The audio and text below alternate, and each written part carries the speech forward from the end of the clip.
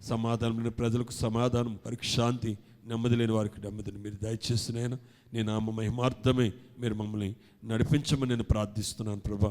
అలాగే ఇప్పుడైనా ఈ యొక్క వర్తమానం లైవ్ ద్వారా ఎంతమంది అయితే వీక్షిస్తున్నారో వారందరిని, వారి కుటుంబాలను మీరే దీవించి నీ యొక్క రాకడకు సిద్ధపరచమని యేసుక్రీస్తు పరిశుద్ధ నామమును బట్టి ప్రార్థిస్తున్నాం తండ్రి. ఆమేన్, ఆమేన్. మరి కార్యక్రమమును వీక్షిస్తున్న మీరందరూ కూడా మీరు పొందుతున్న మేలులు, ఆశీర్వాదాలు మాకు తెలియజేస్తున్నప్పుడు ప్రభు సన్నిధిలో మేము ఎంతగానో మరి ఆనందిస్తూ ఉన్నాం. ఈ లైవ్ కార్యక్రమము ద్వారా మీరు పొందిన ఆశీర్వాదాలు, ఆత్మీయంగా మీ ఎదుగుదలను గూర్చి ఎప్పటికప్పుడు మాకు తెలియచేయాలని మేము కోరుకుంటున్నాం. మీ ప్రోత్సాహమే మేము ఇంకా ప్రభులో లోతుగా నడవడానికి, మిమ్మల్ని లోతుగా నడిపించడానికి మాకు సహాయపడుతుంది. ఈ విషయాన్ని అందరూ గ్రహించాలని నేను మనవి చేస్తున్నాను. దేవునికి స్తోత్రం. హల్లెలూయా, హల్లెలూయా. పరిశుద్ధ గ్రంథము నుండి దేవుని యొక్క వాక్యమును చదువుకుందాం. సత్యవేద బైబిల్ గ్రంథము నుండి కీర్తనల గ్రంథము 89వ అధ్యాయము. కీర్తనల గ్రంథము 89వ అధ్యాయము 19వ వచనం అండి. అప్పుడు నీవు దర్శనమున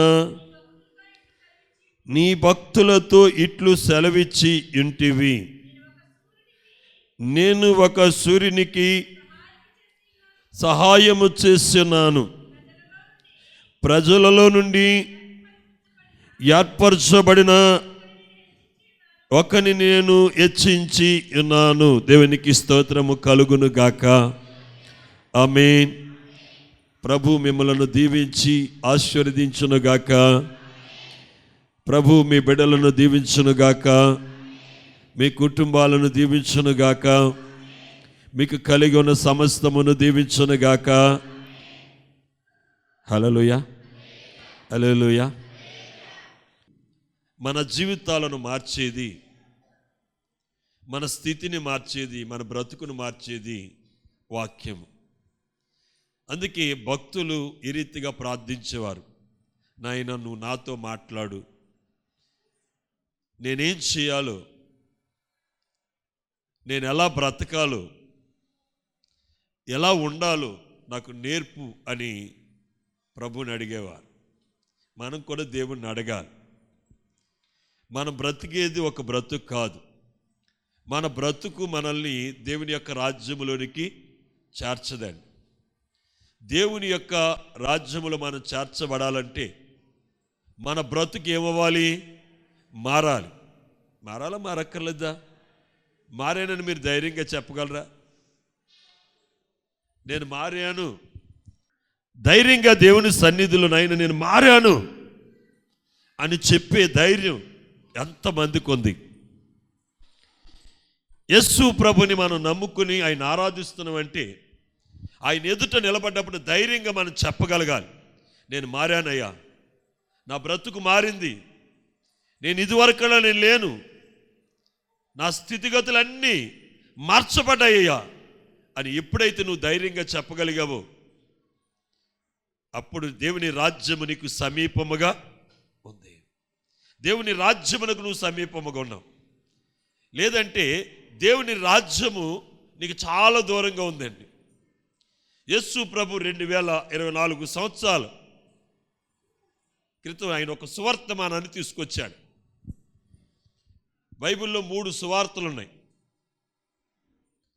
మత్తయి సువార్త, మార్కు సువార్త, లూకా సువార్త, యోహాను సువార్తలు. ఈ సువార్తలు కాదండి, బైబిల్లో 3 సువార్తలు ఉన్నాయి. మొదటి సువార్త పరలోకము నుండి భూమి మీదకి తీసుకొచ్చినటువంటి దేవదూతలు చేసిన సువార్త. రెండవ సువార్త వాక్యము శరీరము ధరించుకొని మన మధ్య నివసిస్తూ ప్రకటించిన సువార్తమానం. మూడవ సువార్త ఆ వాక్యము చేత కడగబడి, ఆ వాక్యము చేత శుద్ధీకరింపబడి నువ్వు ప్రకటించే సువార్త. దేవదూతలు తీసుకొచ్చిన సువార్తమానం ఏమిటంటే, ఇదిగో ప్రజలందరికీ కలగబోవు మహా సంతోషకరమైనటువంటి సువార్తమానం. నేడు రక్షకుడు మీ కొరకు పుట్టి ఉన్నాడు. ప్రభు అయినటువంటి యేసుక్రీస్తు అనగా వాక్యము శరీరధారిగా వచ్చి ఆయన ప్రకటించిన సువార్త, ఇదిగో పరలోక రాజ్యము సమీపమై ఉంది, అంతటా అందరూ మారు మనసు పొందండి. వాక్యము చేత కడగబడినటువంటి నువ్వు చెప్పే సువార్త ఏంటంటే నీ మారు మనసును గూర్చిన సువార్త, నీ రక్షణను గూర్చిన సువార్త, నీ బ్రతుకును గూర్చిన సువార్త నువ్వు ప్రకటించాలి. నువ్వు చేస్తున్నావా? అది ఎప్పుడు చేయగలుగుతావు అంటే నీలో పరిపూర్ణమైనటువంటి మారు మనసు ఉన్నప్పుడు మాత్రమే నువ్వు చేయగలుగుతావు. అది లేనప్పుడు నువ్వు చేయలేవు. కనుక దేవుని సన్నిధిలో మనం పరిపూర్ణమైనటువంటి మారు మనస్సును మనం పొందాలండి. పరిపూర్ణత అంటే ఏంటో తెలుసండి, ఎక్కడ ఏ మచ్చ లేనటువంటి స్థితిని ఏమంటాం? యేసు ప్రభు ఏమంటున్నాడంటే నేను పరిపూర్ణుడు కనుక మీరును పరిపూర్ణులై ఉండండి. అయ్యా, బయట డెకరేషన్ చేస్తున్న వారు మందిరంలోకి వచ్చి కూర్చోవాలండి. ఎవరు ఏ పని చేయొద్దు. వాక్యము చెప్తూ ఉండగా మీరు బయట ఉన్నారంటే నేను పేరు పెట్టి పిలవలసి వస్తుంది. దేవునికి స్తోత్రం. హల్లెలూయా, హల్లెలూయా. రెండు చేతులు పైకెత్తి గట్టిగా చెప్తామండి. ప్రియమైనటువంటి వాళ్ళరా, ఇక్కడ చదువుబడినటువంటి లేఖన భాగాన్ని మరొకసారి మనం చదువుకుందాం. అప్పుడు నీ దర్శనమున నీ భక్తులతో ఇట్లు సెలవిచ్చి ఉంటివి. దేవునికి స్తోత్రం. హల్లెలూయా, హల్లెలూయా. ఈ వాక్యము, ఈ మాట మనం అందరం కలిసి చెప్దామా? కలిసి చెప్దామా? చెప్పాలి. కలిసి చెప్తారా? పేదాలు మాత్రమే మెదుపుతారా? నాతో కలిసి చెప్పండి. అప్పుడు నీవు దర్శనమున నీ భక్తులతో ఇట్లు సెలవిచ్చి ఉంటివి. ఒకసారి చెప్పి రెండోసారి చెప్పమన్నాను అనుకోండి, మొదటి దానికన్నా రెండోది ఎలాగుండాలి? అయి ఉండాలి. మూడోసారి చెప్పమన్నాను అనుకోండి, ఇంకా అయి ఉండాలి. మీదేమైంది చెప్పండి? మీ విశ్వాస జీవితం కూడా ఏమవుతుంది? ఇక్కడ ప్రారంభమై ఎక్కడికి వస్తుందండి? ప్రారంభం ఎక్కడండి? ఇక్కడ ఉంది. ప్రారంభంలో నీ జీవితంలో ఎంత గొప్ప కార్యం జరిగింది ఒకసారి ఆలోచన చేయి. నువ్వు యేసు ప్రభులోకి వచ్చిన ఆ ప్రారంభ దినాల్లో ఎంత గొప్ప కార్యం జరిగింది, ఎంత అద్భుతం జరిగింది. అద్భుతాన్ని ఈరోజు కూడా నువ్వు చెప్పగలుగుతున్నావంటే అంతటి అద్భుతం నీ జీవితంలో మరలా జరగలేదు. కారణం ఏంటో తెలుసండి, అప్పుడు నీ విశ్వాసం ఎక్కడుంది? చెప్పాలి, చెప్పాలమ్మా. చాలా ఐలో ఉందండి. ఇప్పుడు ఎక్కడుంది నీ విశ్వాసం? మీకు నిజంగా విశ్వాసం ఉంటే నా దేవుణ్ణి నేను స్తుతించాలి, నా దేవుణ్ణి నేను ఆరాధించాలి, నా దేవుణ్ణి నేను గణపరచాలని మొదటి ప్రార్థనకే నువ్వు ఎక్కడికి వస్తావు? వస్తావు కదా. నేను పాటలు పాడను కదా, మొదటి నేనేం చేస్తాను?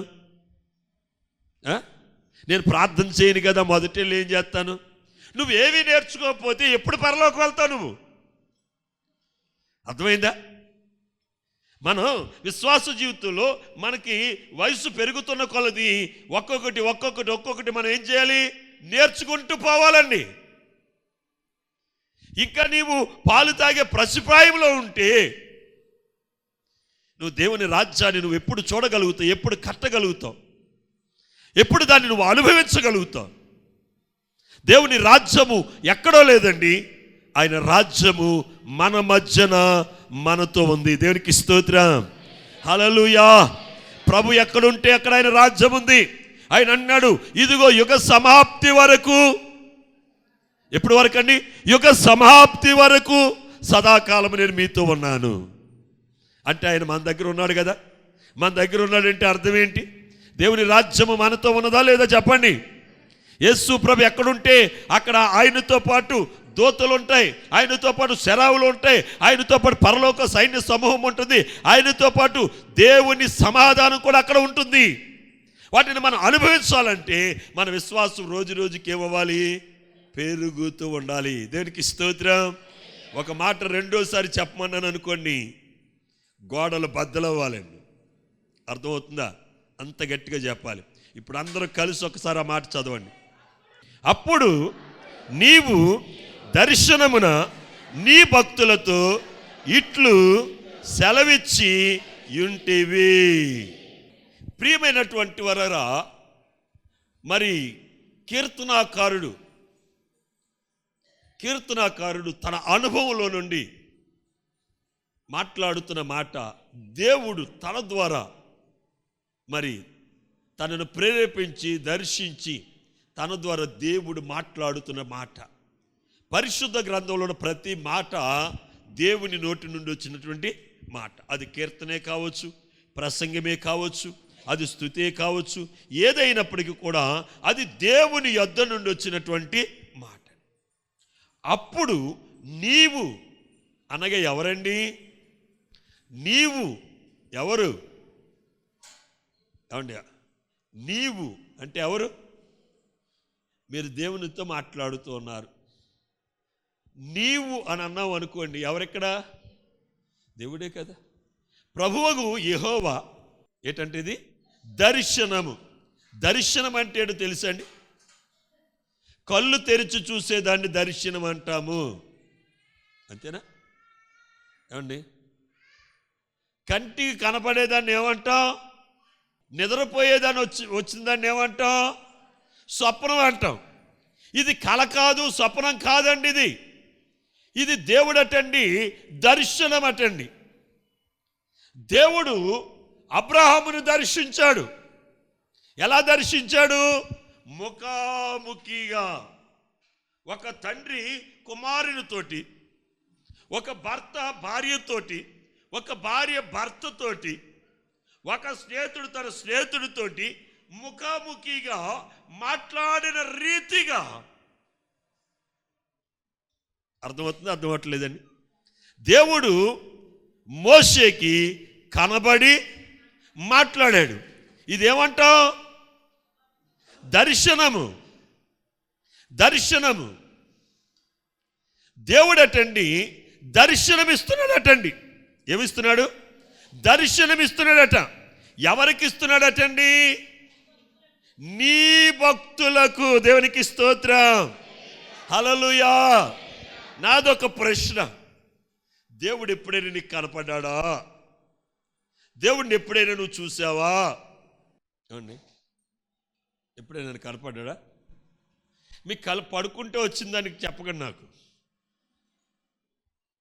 దేవుడు ఎలాగంటే దర్శనం. ఆయన ముఖాముఖిగా మోషేతోటి ఆయన ముఖాముఖిగా మాట్లాడాడు. అబ్రహాముతో ఆయన ముఖాముఖిగా మాట్లాడాడు. యాకోబుతో దేవుడు ముఖాముఖిగా మాట్లాడాడు. ఎందుకు మాట్లాడాడు ఆయన? వారు ఎవరటండి? చెప్పండి గట్టిగా. మరి నీకు ప్రభు దర్శనం ఇవ్వట్లేదంటే నీలో ఏముందట? భక్తి లేదు కదా. అంటే భక్తి ఉంటే ఆయన ఏం చేస్తాడు? దర్శనమిస్తాడు. దేవునికి స్తోత్రం, హల్లెలూయా. దేవుని ఆశ ఏంటంటే తన ప్రజలకటండి ముఖాముఖిగా కనబడి మాట్లాడాలటండి. మాట్లాడి ఆయన ఏం చేయాలట తెలుసండి? నిన్నటండి నువ్వేం చేయాలి, ఎలాగుండాలి, ఎలాగుంటే నువ్వు ఆశీర్వదింపబడతావు, అది నీతో మాట్లాడాలని ఆయన ఆశ అటండి. కానీ మనం ఏమవట్లేదు చెప్పండి. ఆయనకి అవకాశం ఇవ్వట్లేదు. ఆయన ఎప్పుడు మనతో మాట్లాడుతారో తెలుసండి? ఆయన సన్నిధిలో మన బ్రతుకు ఎప్పుడైతే మారుతుందో, మన క్రియలను అనక నిర్జీవమైనటువంటి క్రియలను ఎప్పుడైతే మనం విడిచిపెట్టేస్తామో, ఎప్పుడు దేవునికి ఇష్టం లేని కార్యాలు మనలో నిలిచిపోతాయో అప్పుడు దేవుడు మాట్లాడతాడు. మోషేతో దేవుడు మొదట ఏం చేశాడండి? మాట్లాడాడు. మాట్లాడాడు. తర్వాత ఏం చేశాడు? దర్శనమిచ్చాడు. మొదట ఏం మాట్లాడాడు? నీకు కలిగిన సమస్తమును విడిచిపెట్టేసి, ఏ ప్రదేశమునైతే విడిచిపెట్టావు, దేవుని ప్రజలు విడిచిపెట్టావు కదా, ఆ ప్రజల దగ్గరికి నువ్వు తిరిగి వెళ్ళాలి. ఏ ఫరోకైతే నువ్వు భయపడిపోయావో అట్టి ఫరో ఎదుట నిలబడి నువ్వు మాట్లాడాలి అని మోషేతో దేవుడు మాట్లాడినప్పుడు, దేవుని మాటకు మోషే ఏమయ్యాడండి? లోబడ్డాడు. ప్రియ దైవ జనాంగమా, నీవు దేవుని మాటలు వింటున్నావు, దేవుని మాటలు ధ్యానిస్తున్నావు, దేవుని మాటలు నువ్వు ప్రకటిస్తున్నావు. నువ్వు ప్రకటిస్తున్నటువంటి ఆ వాక్యము, నువ్వు చదువుతున్న ఆ వాక్యము, నువ్వు వింటున్న ఆ వాక్యము, నీవు ఆ వాక్యములాగా జీవించాలని ఆ వాక్యము నీతో మాట్లాడుతుంది. నువ్వు ధ్యానించినప్పుడు నీతో ఉంటుంది, నువ్వు ప్రకటించినప్పుడు నీతో ఉంటుంది. ఆ వాక్య ప్రకారం నువ్వు జీవించినట్లయితే, ఆ వాక్య ప్రకారం నీవు ఉన్నట్లయితే మాట్లాడిన దేవుడు నీకు దర్శనమిస్తాడు. దేవునికి స్తోత్రం. దేవుడు మీ అందరికీ దర్శనమిచ్చునుగాక. దేవుడు మీ అందరికీ దర్శనమిచ్చునుగాక. హల్లెలూయా, హల్లెలూయా. దేవుడు నాకు దర్శనమిచ్చునుగాక. దేవుడు నాకు దర్శనమిచ్చునుగాక అనండి. ఆమేన్, ఆమేన్. మీరందరూ దర్శనాన్ని చూడాలి. దేవునికి స్తోత్రం. ఎందుకంటే దేవుడు మాట్లాడుతున్నాడు, దేవుడు తేటగా మాట్లాడుతున్నాడండి. నీవు దర్శనమందు నీ భక్తులతో సెలవిచ్చి ఉంటివి. దేవునికి స్తోత్రం. ఏమిచ్చాడటండి? సెలవిచ్చాడట. ఏం చేయాలి, ఎలా బ్రతకాలి, ఎలా ఉండాలి అనే దాని గురించి దేవుడు మాట్లాడేటండి. బైబిల్లో ఒక మాటను మీకు చూపించాలని నేను ఆశపడుతున్నాను. చూడండి, యోషియా గ్రంథము, యోషియా గ్రంథము 9వ అధ్యాయము 8వ వాక్యం అండి. యోషియా గ్రంథము 9వ అధ్యాయము 8వ వాక్యం అండి. ఎఫ్రాయిము నా దేవుని యొద్ద నుండి వచ్చు దర్శనములను కనిపెట్టుము.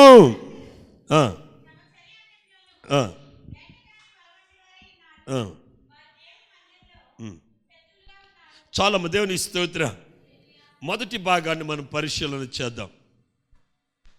ప్రియమైనటువంటి వారరా, ఎఫ్రాయిము నా దేవుని యొద్ద నుండి వచ్చు దర్శనములను కనిపెట్టుము. దేవునికి స్తోత్రం.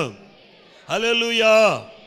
దేవుడు ఆయన యందు భయభక్తులు గల వారికి ఏమిస్తున్నాడని చెప్పుకున్నాం? చెప్పండి. దర్శనమిస్తున్నాడండి. ఇక్కడ ఎఫ్రాయిము, ఎవరి ఎఫ్రాయిము? ఎవరి ఎఫ్రాయిము అమ్మా? ఎవరండి ఎఫ్రాయిం? ఎవరు ఎఫ్రాయిం? ఎఫ్రాతా అని మనం చదువుకుంటున్నాం కదా. ఎఫ్రాయిం ఎవరు?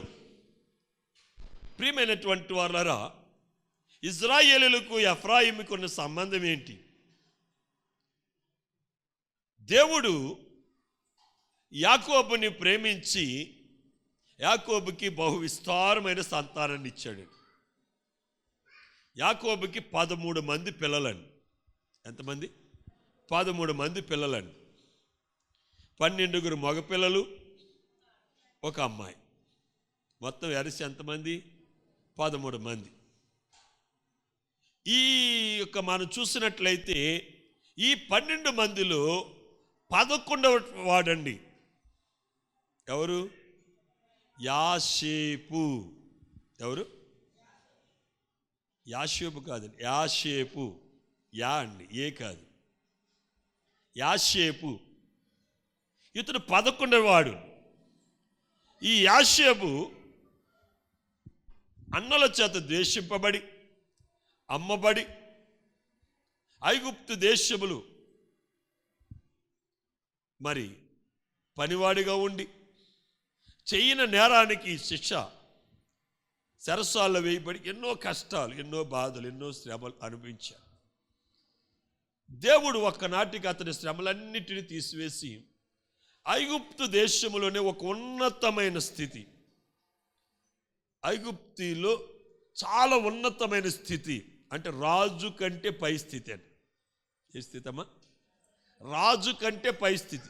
పై స్థితి ఇచ్చాడు, కింద స్థితి ఇచ్చాడా? ఏమండి? రాజు కంటే పైవాడిగా ఉన్నాడా, రాజు కంటే కిందవాడిగా ఉన్నాడా? రాజు కంటే పైవాడిగా ఉన్నాడు. పరే అంటున్నాడు కదా, నేనేదో నామమాత్రపు రాజుని కానీ పరిపాలన అంతా కూడా చూసుకోవాల్సిందంతా కూడా యాషేపుదే. పరిపాలన అంతా అతనే చూసుకుంటాడు.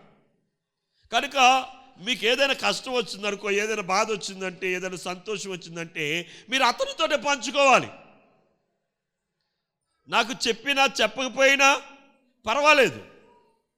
ఎందుకంటే ఈరోజు మన దేశము సుభిక్షముగా ఉందంటే, సమృద్ధిగా ఆహారం ఉందంటే దైవాత్మ కలిగినటువంటి యాషోబు మన దేశంలో ఉండటమే.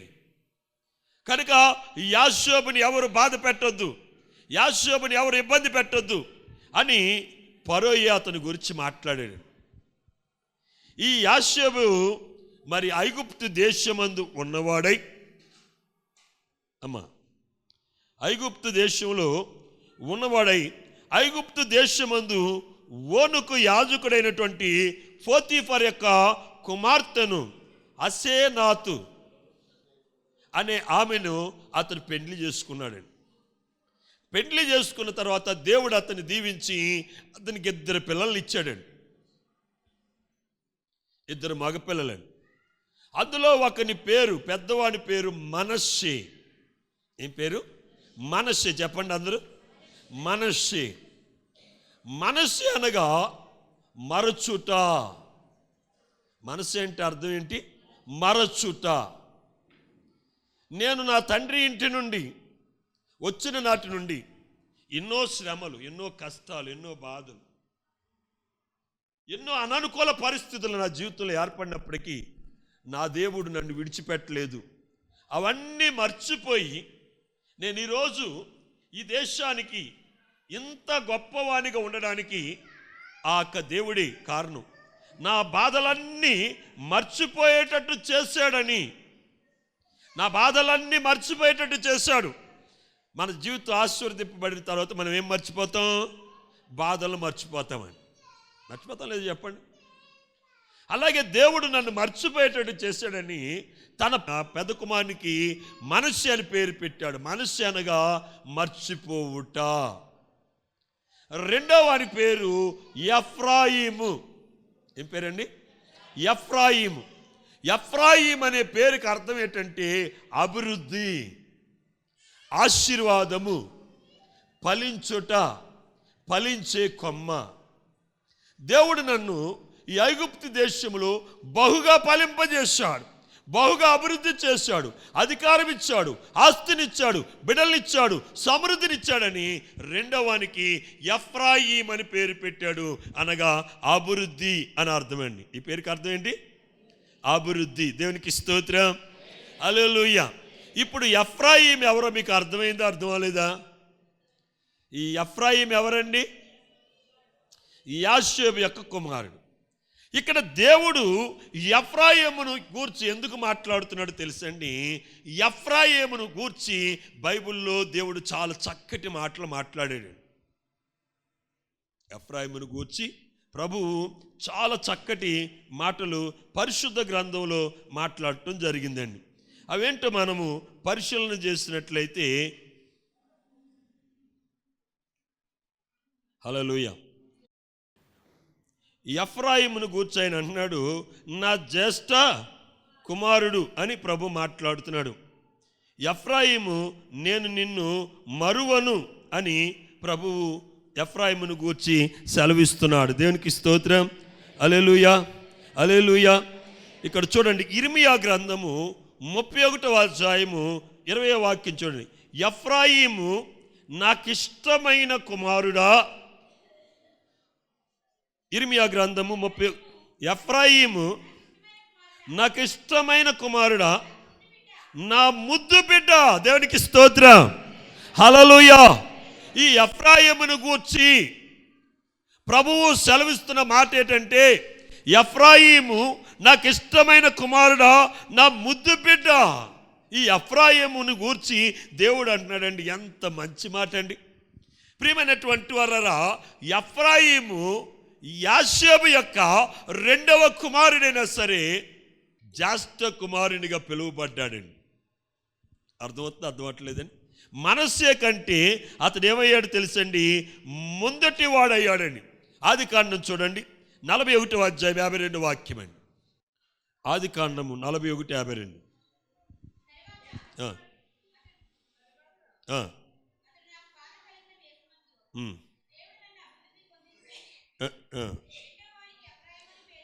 దేవుడు నాకు అభివృద్ధి కలుగు చేశాడు. రెండవ వానికి ఏం పెట్టాడండి?